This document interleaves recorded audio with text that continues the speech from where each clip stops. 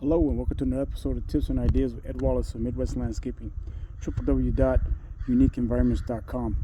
I'm going to do a quick video and show you sometimes we have challenges with the valves staying open or being stuck, where we try to turn the valve off and what happens is the valve continues to run, and you're wondering like what the heck is happening with the valve.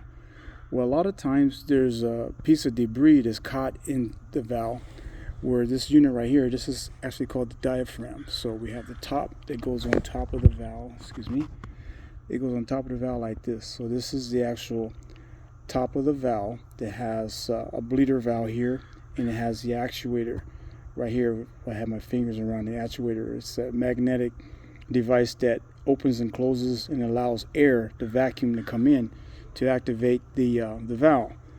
And so this diaphragm here, it inflates and deflates based on the signal that it receives. And sometimes there's a rock or something that could get caught inside here, inside this part of the valve, and causes a void. So it's almost like it's almost like the vacuum is released, because that rock is not allowing the gasket to actually seal the complete face or the orifice of this valve. It's not able to clearly seal it.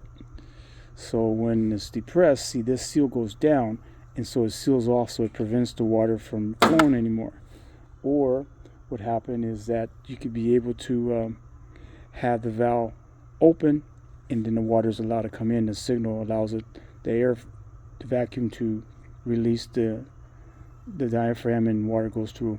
So what we do is we take off the top, flush it out, turn on the water, and we flush out this part of the valve to get any debris or anything out of the body of the valve. Shut it back off, then replace the diaphragm and the top, and that should solve your problem.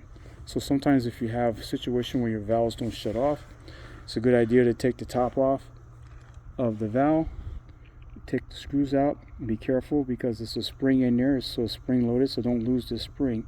But you can take and back out these screws, take the top off, carefully take the diaphragm out, turn the water on to flush a little water through the body of the valve.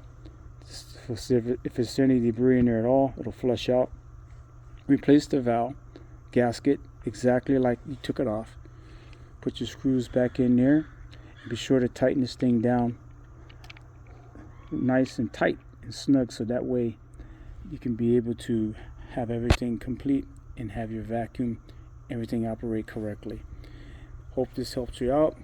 Might be a little bit of a jittery video, but hey, it's the best I can do on a Saturday. Ed Wallace, Midwest Landscaping. Tips and ideas. Be sure to hit that like button, please. Give me a thumbs up, hit that notification bell, subscribe if you haven't already subscribed, because you never know when your boy's going to be in your part of town. Thanks for watching, and watch the magic.